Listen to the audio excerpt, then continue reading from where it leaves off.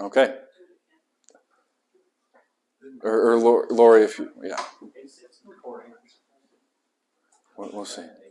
Okay, we're recording, so that's a good introduction, good way to start. You get that pre-reel, unedited, the reel of what's going on. We don't have to attend to it. It's just at the end we stop it and we'll be in good shape. So I know several could not be here today. Instead of going through and listing the names, there are several. I guess a handful of people going through different hardships and different challenges that are regularly part of our spirituality community. So we'll keep them in special prayer. Some are health, some are just changes in life status, some are travel, and some are for family members. So keep us all in dear prayer. Today, I think I shared already as much as I may share as far as Albert of Jerusalem being the rule giver of the community and of the order. The main thing is the uniqueness, and that does say something about in so many ways, how the Carmelite order is unique. And I guess part of it I love is, okay, our patriarch is a patriarch of Jerusalem, of the Holy Land. I don't know I'm sure there are other communities that were founded, but of the major communities that have a worldwide presence, I don't really know of any that originated, would claim, a rule giver or founder from the Holy Land. And also just growing up on Mount Carmel and history and having reference in the Old Testament, we can say we were first. Not only that, but growing up in the East and being a Western order and having that kind of fullness of the flavor of the Catholic Church. And I feel like I should take an opportunity to say this now because I may have mentioned something wrongly to some of you in the past. Is some have asked at different times, talked about going to the Byzantine Rite or St. Luke's up here, and asked, okay, Father, does that count as my Sunday obligation, or do I still have to go to church here? I was wrong. I had a good conversation. Father Michael and I had coffee and got myself straightened out on the reading of canon law, is that, yes, that it recognizes in canon law terminology that we are part of the one Catholic Church. So if there is a Sunday that and it's good to go visit, and it's not as a tourist, it's not as a spectacle, it's to see how our brothers and sisters worship and to join them that we don't join with very often. Much as to go, their Mass is at 11 o'clock on Sunday morning, and I shouldn't say Mass, Divine Liturgy is at 11 o'clock Sunday morning at St. Luke's. It's in Sugar Creek, and if you've had trouble finding it, look for St. Cyril's and go one building further. They're literally right next door on there. It's not the wrong church. But yeah. And St. Cyril's will be empty by then. If you get there at 11, yeah, or there may be one or two people left getting out of Mass there, but yeah.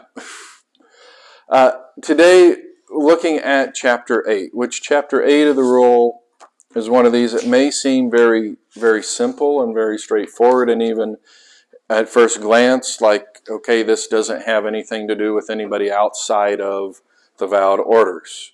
It says, none of the brothers is to occupy a cell other than that allotted to him, or to exchange cells with another without leave of whoever is prior at the time. So live in your assigned room, don't complain, and don't trade. That's there you go. That's it. Presentation ended. But I always come up with something more than that. And those things are there. I think for the order, a lot of it was a practical. You can imagine being on Mount Carmel. They were not building homes. They were living in the caves and what nature provided.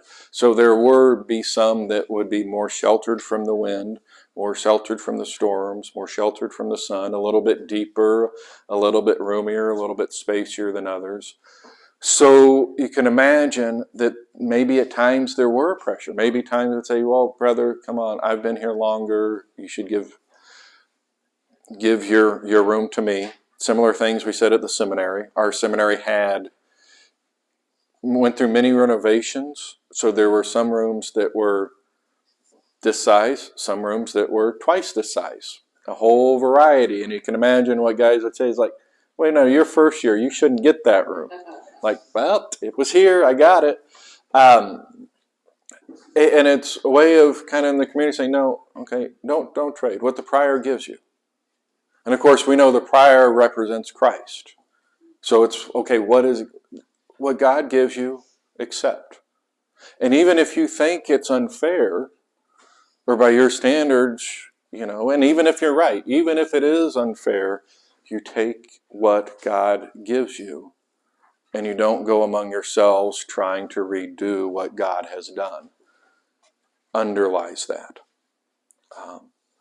But I think in a more explicit way, we could say in adapting the rule and this rule to life outside of the order, as a layperson, as a priest, very simply, accept what you have been given. Whether it's a house, whether it's a room, I mentioned in my homily, kind of referring to whether it's a meal that's presented to you. That to accept all things material and immaterial that have been given to you. One of the things I think of is, okay, if one of your relatives goes away to college, is complaining about their roommate, okay, accept the roommate, the dorm room that's given to you. Even if it is, you have the roommate that is using the floor as a laundry basket and a garbage can, and they do the laundry every Thanksgiving when they go home, or take the garbage out once a year, okay? That's not to say that, okay, you just leave it there and do nothing. But you don't say, I can't stand you, and try and find another room. Accept what has been given to you. Accept that situation that you've been given a roommate that maybe that's just how they grew up. Maybe they are a jerk. Maybe they're just trying, they know it bothers you, and they're trying to goad you.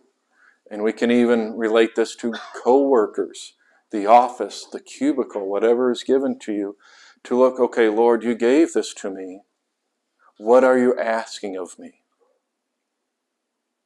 Are you asking me to learn to just live with things differently than what I'm used to?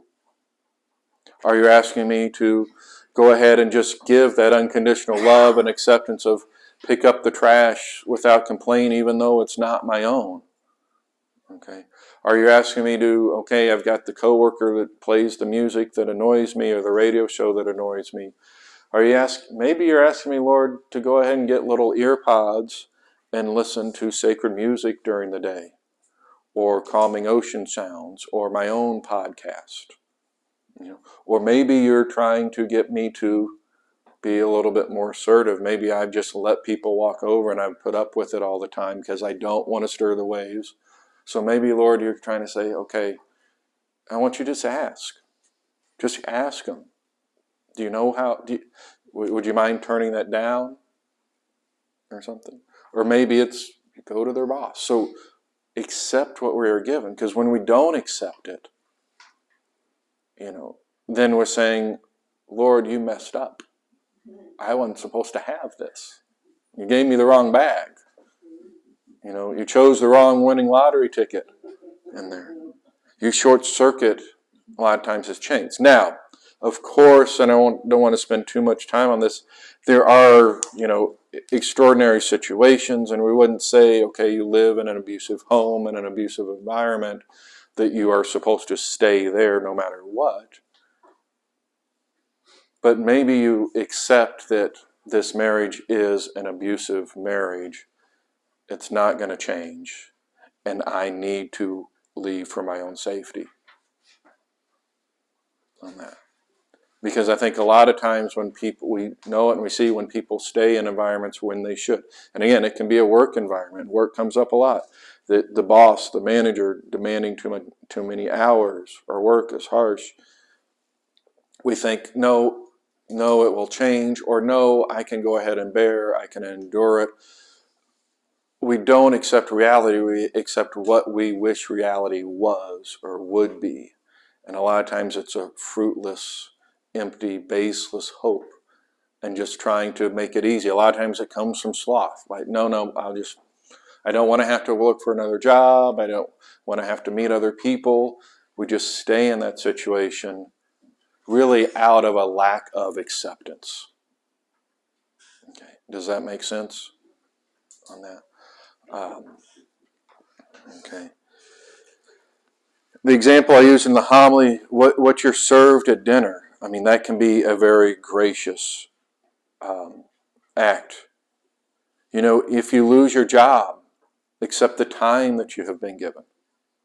You know, a lot of times our lack of acceptance is we stay in the past and, you know, talk about how harshly or anger or how unfair it was. No, did I lose my job? I did. Do I need to find a job? I do. Am I being fruitless? I probably shared at different times some of my experience when after my dad died and I had that horrible, the year was a year of darkness, of nothing but misery and everything going wrong and nothing opening up. I had managed coffee shops. I couldn't even get an interview with Starbucks. And you look at these things and think, this is not normal. It's not natural going on here. And our tendency is to fight against that, but say, no, okay, what has God given me? God has given me time. And out of that is when I did the Hurricane Katrina book. My first, in a sense, publishing, self-published, and learning how to do that. And so the fruit of that time actually became the directory of the Carmelite spiritual life.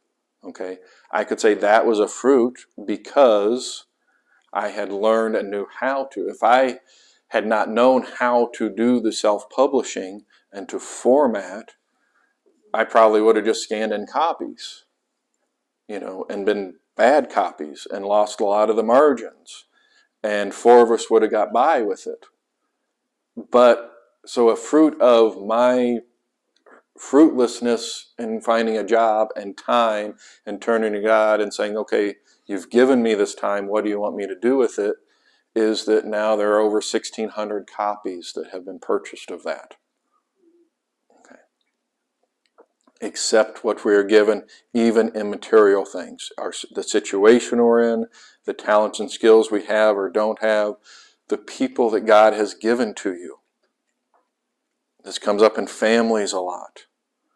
You know, if there is a problem child, why did you, I'm a good person, why is my son a drug addict?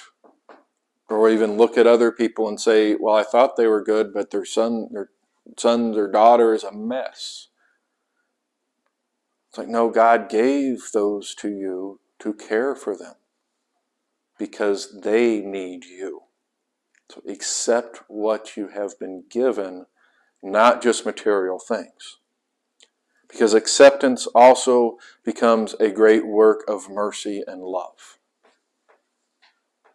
If someone wants to give you something or loan you a car, we may say, no, I'll work it out, I'll figure it out myself, I'll get a rental car. That's pride. It's pride saying, I can do it.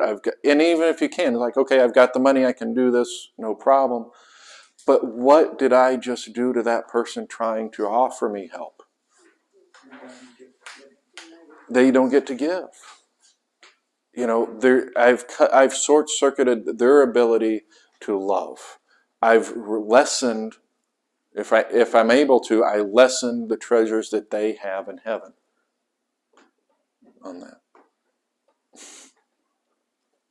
Okay, Not is that I didn't think of it that way, or yeah, it's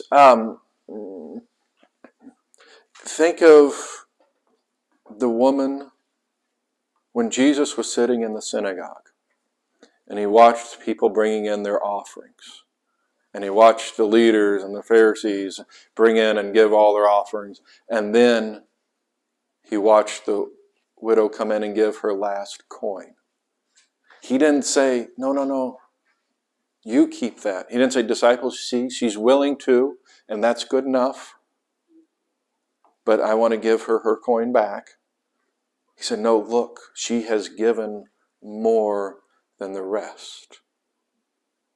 He says, to give her that opportunity to show God so much love just by accepting it. Okay. We also note that we are accepting for God's kingdom. Okay. That is, it's not for ourselves.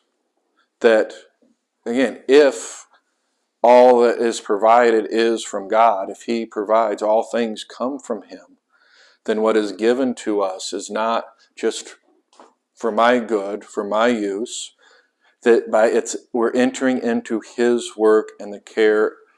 The gospel this weekend for Sunday coming up is a gospel of a bad steward.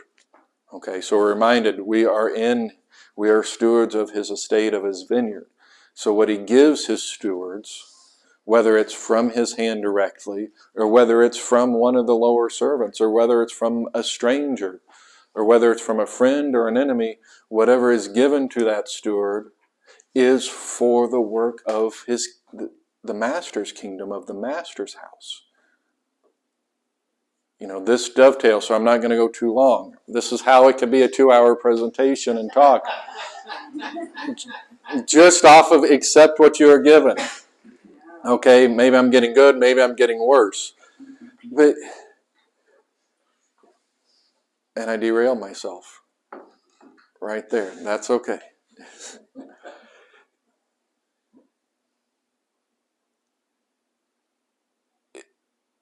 It is. It dovetails into the renunciation of ownership. And that's at the heart of it. Better givers and receivers, in general speaking. Now in our culture, they're a growing number. I don't know if I would. It may be 50-50. It may be close because there are a lot that just. And I'm thinking of, and honestly, I'm thinking of the current generation of 20 and younger have just been formed to be takers. I'm thinking of my young cousin who is just become pregnant with her second child and is not married and broke up with the baby's father. And when her air conditioning went out, she's expecting the family to fix it. Okay, so I think there is a generation that yes, and it may be generational because I should give. Right, and then but the younger. I see that because I've been with people like that. Like my generation is more like it's very hard for me to receive. I'd rather give. Mm-hmm. So when someone and also when I have given, that person immediately thinks they have to give back. Right. As a thank you or whatever. It's like I gave that, so I get that. Mm-hmm. Even if I went and borrowed an egg, good. I'm getting. Right. Yeah. But again too, I like what I'm hearing because it's the most important fact is that you're allowing that person to be generous. The other person, they need that. Yeah. And that is difficult for a non-receiver, for a yes. someone that is giving more than receiving. It is, and I like because you brought up an aspect there of we want to give back, so accepting. And you use your prudence. You judge the lay of the land, and when is a time to return. But other times it's just okay, just to give, just thank you, and let them. No paybacks. Does this all fit in with So that's, we're supposed to give everything away. Everything of yours. So you have no ownership. Right. Okay, and at that time, so if the Lord tells you, like the young rich man, give everything away, come follow me, what he was asked to accept is accept life with me, leave behind, accept my request from you, accept what God has asked of you. And this moment is give up everything, accept the mission to come and follow me. Isn't that what we're all at? No. We're all asked to give from what we have out of love. I would say we're all asked to renounce ownership according to our state in life, but that's not giving. Lamar Hunt Jr., okay, done great things. So you have people that God has given wealth to, doesn't want them to sell the Chiefs and give it all away and become a hermit. It's like, I've given you that wealth. It's mine. So to share as if it is part of my kingdom, not you having ownership. Yeah. Okay.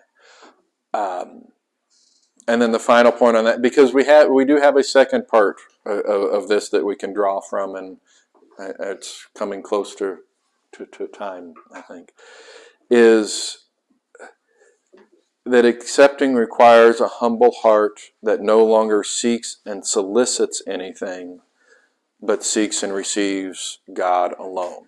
So again, this hits detachment and our attachment to things. Because if I'm accepting, I've got my open hands. Therese at the stairs with her father. Therese just holding her hand. Because if you're accepting, you're not grabbing, you're not saying, give me. You're not taking things, you're becoming more passive. So that humility of, I don't have to do it, I don't have to be the giver, and that early on, I thought, yeah, I had the printer, I had these things, I kept extra supplies when I was in college, because everyone would come, do you have the stapler, do you have a 3-hole punch, do you have binders, do you have this? And I thought, it's good for me to have because I can give it to everybody. But I also, that kind of gave my pride a boost too. I thought, and I got a lot of good feelings out of being the one that to depend on, and then became too expensive. And at some point, I started getting that message of no. And when I started getting away things, and with yours, and not rely on me now, time to rely on others. Trust the God. So there's that it really pulls us into humility, and to see that, no, what we want, because if what I'm accepting God is giving to me is part of the good for His kingdom and for part of the Master's inventory, then really what I'm taking in is God alone and God Himself. That's all. Okay. So it does start. The road to perfection can start with a plate of Brussels sprouts. I do not like Brussels sprouts. Father, does it get to the point, like, say you've got all kinds of stuff and a lot of people want to borrow, but you generally just loan everything, which is fine. Yeah. What if I guess there's a certain thing, and certain people that take care of things, who don't take care of things, who don't return them, and that Right. But is there a time ever when you do say, no, you can't have this right now because I'm not useful, or no, you didn't take care of it, or Okay. maybe is that prudence? Or? So the question I'm repeating for the recording is basically, if we are to be generous and someone needs something of ours and asks to borrow it, is there a time when it's just to say no, that they can't? Okay. So prudence comes in, justice comes in. There are cases of, if someone is taking advantage of others, just time and time again, whether it's money or the belongings and things, there comes a point where it's like, no, you need to get your own for your own sake, because you are just taking. You're not accepting. It's not a good place for their heart themselves. It's not good for their development in life. I said, no, you're 55 years old. You need to finally get a job. I'm drawing from real accounts, real stories, and we know that. And they've never really matured, because they've always been allowed to do that. That's my younger cousin. I mean, I love her. I know that's because that's how people have always treated her. So she's never developed in that sense. Also, steward, you're caretaker of the master's property. Those hedge trimmers, that chainsaw, that lawnmower, if God has given it to you for the good of His kingdom, and there is someone who does not take care and may likely ruin it and not check the oil, then you're failing on your job of prudence of taking good care of. On that. I was thinking of the parable of the virgins. 10 virgins. The wise and the foolish ones. The wise and the foolish virgins with oil and without. Yeah. Right. Yeah. At first I was like, why are they not sharing? But I think that hit home later. They knew. Yeah. Okay, so I'll do just a real quick, because you've got the papers. Again, I give you these. There's more in there than what I'm going to cover. The second rule that we can draw from chapter 8 is, to occupy where you live. It is the place that you have been given. In short, to occupy where you live means that you are attentive and present to the home where you live. You are present and attentive to the others who live in your home. You are present and attentive to the condition of your home, to the chores that may be needed done, repairs that may need to be kept up. To occupy it, to really be present to it, is to be the good steward and the good caretaker, and it engages you. So it's not just, we've known people who they just go home and it's, okay, they're home, they go to bed, they wake up, they leave. So there's not really a home, because when you don't have that home, where are you engaging in intimacy with your family, or even if you don't have family, with the Lord, with your prayer life, with yourself, and that. And the home being, I used in here John of the Cross, because he talks about, an analogy he uses for the person, for my body is a home. When the house was still, that means when I was still. But we have a better image in the Mass, right before we receive communion. Lord, I am not worthy that you should enter under my roof. The whole intention of that there is, and going back to the translation of not receive you, but under my roof, is that the Lord is coming under the roof of our mouth into our home, into our temple. So occupy not just the place that you have been given, but you'd say yourself. To have that intimacy, that attentiveness, and care to yourself and your own physical body in there, because that can also get lost. Especially, there are a lot of pitfalls in a life of fasting and deprivation and Carmelite spirituality for ignoring this home that we have also. The last that I would say on that, as far as this and occupying your home, is, I think, and that very impactful for our culture during this time and day, is if you occupy it, it means that it is a place you occupy, and little more, that your home or lack of home is not you. So many have fallen in that trap of equating our worth with our home. That's to be prized and treasured and prideful, that if my house is in disorder, then I am in disorder. Or if, I need the bigger house, I need the nicer siding and the nicer artwork, kind of will equate ourselves with the house that we own, or the location you know, may judge and look down on people because you're not in Manhattan, you're out in Hell's Kitchen. You know, it's like, no, the home is where you occupy. It's not you.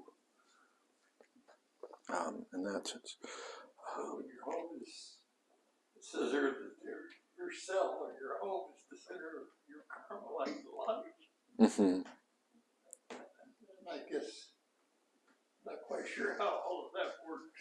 It's where you go to, it's the center of your life because that has been set aside for you as an intimate place to be with God and to find the silence. In that sense, because you can go out from it. Okay? You can have a respite. You know, that's if we could equate it maybe to the Garden of Eden, to being in exile when we're out in the world, and a lot of times that's when we're getting the rebukes, we're getting the struggles and the strife of daily life and challenges. Okay, where do we go from the midst of maybe those who would not be of God? Where do we find a place of retreat? Okay, so it's turning the home becomes a place of retreat with the Lord, with their family. Does that help, or still? Oh, yeah, no, Okay, good. Okay. Next meeting. And there are, I do want to say, so handouts from last time and the previous sessions are in the box there, including a calendar that has the dates, the meetings for the rest of 2022, which I realize we're coming closer to the end of that. So our next session for October is October 15th. Okay. Why yay? Yeah, exactly. Yes. Or Best Friends Day. Yes. Yeah. Okay. Goes on that. And I should give a little heads up just on November, just because this is a little bit different. So November, you'll see on the calendar, it says November 14th, and you're like, but Father, that's not a Saturday. It's not a Saturday. It is a Monday. And I thought appropriate to keep it on that Monday for that time because that is the day of all Carmelite saints for the order when they celebrate the Saints of Carmel. So we'll have that evening, we'll do Mass and the presentation that evening on a Monday evening. Not, well, we can. I think I noted here 6. Does that... At this point, that can still be adjusted if moving it a half hour one way or the other might be helpful for people. But does 6 work? That's good. Okay. Very good. Any last thoughts or questions? Just kidding. I was just wondering, just out there, how do you see such a difference in wealth? You know, people have mansions, that's what they don't want. I mean, Yes. they don't just have a house, they have I'm assuming, I don't know what it sounds Right. like, but does it more come from the inside, that's their piece, as opposed to a real tiny house for another person? You can get into that. They have bigger, they have more. Okay, I guess I'm not... I kind of know the direction, but I feel like the question's not quite... I have clear, maybe but... you could say something. I was saying the same thing. We have a brother. Mm-hmm. That's where $1.5 million house. Yes. And having a hard time selling it. Mm-hmm. And it's humongous. It's 9,000 square feet. And I was thinking, someone said this to me, why would anybody want something that big? Okay. And somebody said because they could. Okay. And that really helped me because it's like what it took to maintain it, to clean it, and everything else is like it does take a lot of your time. Plus all the other properties that he had. Yeah. So it's because they could. Not necessarily should, right? Right. So question is about, there are a few questions about people who have big houses, and we're not just talking about 2-story. We're talking about the large mansions, $1.5 million, 5, 10, 20, 30 million. You see, I mean, compounds, and there are people that just for them and their spouse, they have a compound. And is that, why do they have that, or is that not harder? And one thing put forth is, well, because they could.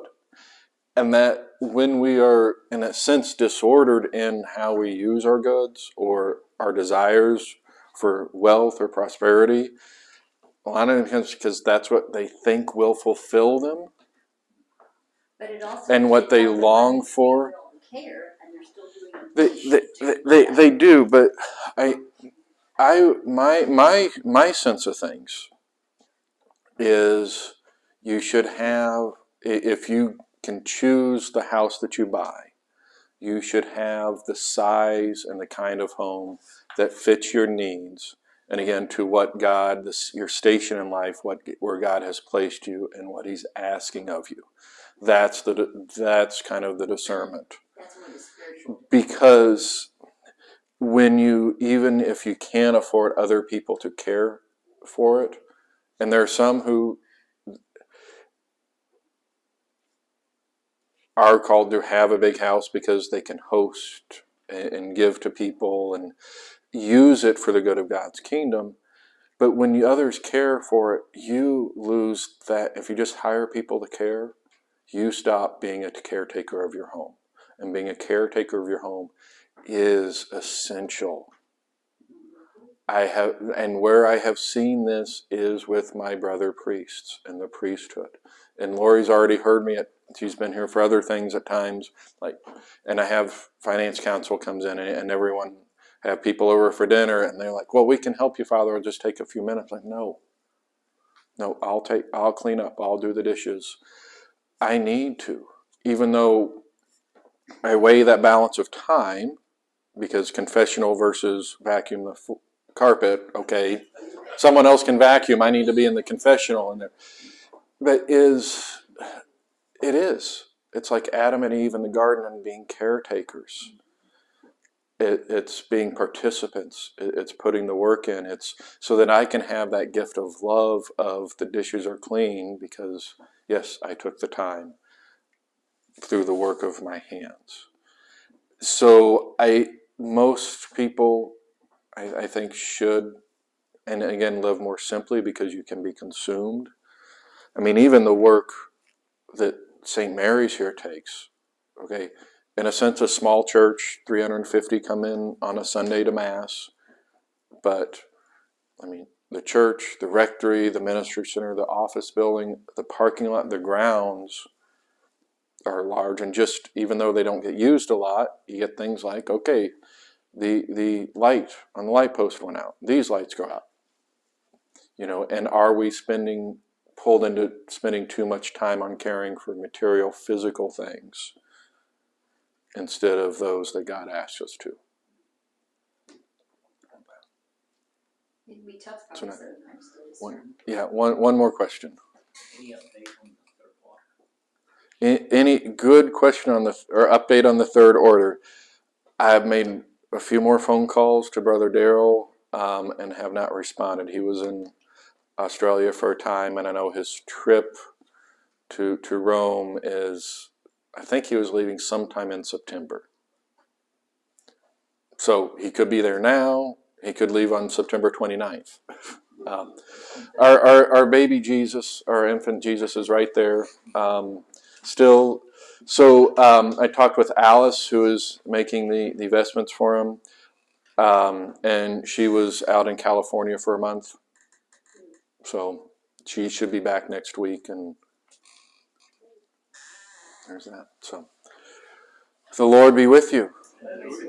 May Almighty God bless you, the Father, the Son, and the Holy Spirit. Amen. Go in peace. And yes.